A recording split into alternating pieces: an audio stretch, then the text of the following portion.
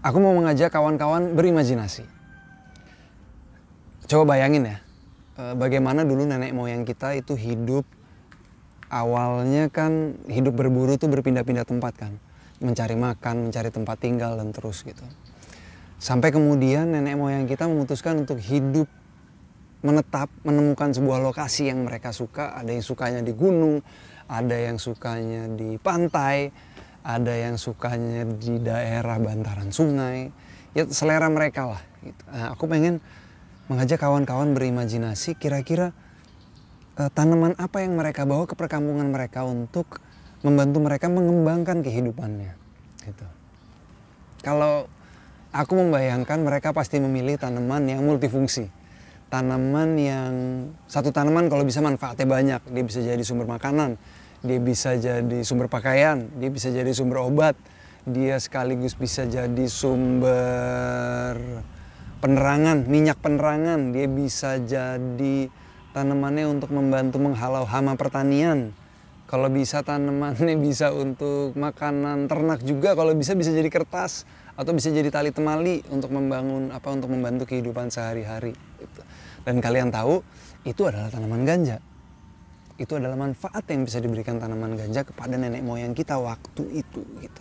Ya mungkin seperti tanaman kelapa ya, yang dari akar sampai ujungnya itu semua bermanfaat. Tapi bedanya kalau kelapa 5-6 tahun dia baru dipanen, kalau tanaman ganja 5-6 bulan udah bisa dimanfaatkan oleh nenek moyang kita gitu. Makanya tanaman ganja kemudian mendapat julukan sativa, mendapat gelar sativa, cannabis sativa, karena sativa artinya budidaya. Di Indonesia kita tahu warisan kebudayaan ganja ini kental di tanah Sumatera, karena di sana itu populer sekali makanan memakai bumbu dari biji ganja, terutama ada yang buat mengempukkan daging, ada yang buat menambah rasa gurih gitu ya, terutama sambal ganja kan yang sangat populer gitu. Tapi di tanah Sumatera juga ganja terkenal untuk pengobatan. Ada cerita waktu itu pakai daunnya itu di kayak daun sirih gitu, dipetik, dilipat, kemudian diselipin ke hidung untuk menahan darah. Ada juga seperti jahe, akarnya direbus kemudian diminum airnya untuk menambah stamina gitu. Nah, kalau kemudian terus ada kebijakan yang melarang ganja di tanah Nusantara ini, sebenarnya kebijakan ini bilang kalau mama kita itu salah. Hebat kalian berani bilang mama kalian itu salah, hebat banget gitu ya. Mudah-mudahan kalian gak kualat. Tapi kenapa aku cerita soal mau mengangkat tentang kebudayaan ganja ya, warisan kebudayaan ganja di tanah Indonesia ini, karena sebentar lagi kita akan menerbitkan sebuah buku berjudul Jejak Ganja Nusantara yang diteliti oleh Mas Danto. Sungguh luar biasa ketelitian dan ketabahan, keteguhan yang Mas Danto lakukan, dedikasikan untuk perjuangan kita, terutama untuk mengkaji tentang jejak ganja di Nusantara ini gitu. Karena lewat penelitian beliau gitu, kita sama sekarang kita bisa tahu bahwa jejak ganja Nusantara ini nggak cuma ada di Sumatera, ternyata juga ada di tanah Jawa, ternyata juga ada di Bali dan di Maluku gitu. Dan yang aku paling berkesan itu adalah yang di Bali gitu, karena di Bali beliau menemukan sebuah lontar bernama Usada Tenung Tanyalara. Nah, lontar ini, maaf ya kalau aku salah membahasakannya itu, karena ini bahasa Bali mestinya. Usada Tenung Tanyalara. Itu lontar itu sudah diterjemahkan oleh Departemen Pendidikan dan Kebudayaan tahun 91-92, dan di situ ditulis bahwa salah satunya tanaman ganja untuk pengobatan. Bukan cuma penyakit fisik, tapi penyakit non fisik. Gitu. Di situ disebutkan untuk mengobati penyakit berhubungan dengan kulit.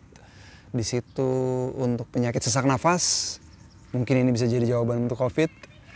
Terus juga untuk satu lagi penenang bayi gitu. Dan selain penyakit fisik, di situ disebut non fisik, maksudnya adalah nenek moyang kita itu juga sekaligus memberikan mantra-mantra dan simbol-simbol sakral setiap kali kita memberikan pengobatan itu kepada pasien yang membutuhkan gitu. Tentu kalau aku harus ceritain lebih detail akan sangat panjang gitu, jadi nanti kalian baca sendirilah di karya Mas Danto berjudul Jejak Ganja Nusantara yang paling telat 2 bulan lagi, bulan November paling telat udah kita terbitin gitu. Nah, pekerjaan menulis Jejak Ganja Nusantara ini bukan pekerjaan yang mudah, karena aku tahu persis Mas Danto memulai ini tahun 2014. Waktu itu dari Aceh turun ke Medan, terus ke Bintan, ya kan, terus balik ke Jawa tahun 2014. Kemudian 2016 beliau ditangkap karena kasus ganja di Yogyakarta, dan beliau mulai menulis naskah itu di dalam lapas di Jogja. Terus beliau keluar tahun 2020 kalau saya nggak salah, dan beliau melanjutkan perjalanannya ke Bali. Dan waktu itu di Bali kemudian beliau tertangkap lagi kasus ganja, dan tahun 2021 beliau menyelesaikan naskah Jejak Ganja Nusantara ini di dalam lapas Rutan Negara kelas 2 di Bali. Apresiasi yang sebesar-besarnya buat Mas Danto, dan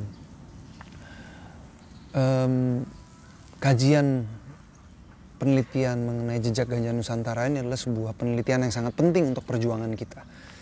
Penelitian bukan sekedar penelitian untuk menghargai warisan yang sudah diberikan kepada kita melalui nenek moyang kita, tapi penelitian ini menjadi penting juga karena Jejak Ganja Nusantara akan harus menjadi pondasi kebijakan ganja yang ada di Indonesia. Ini adalah semacam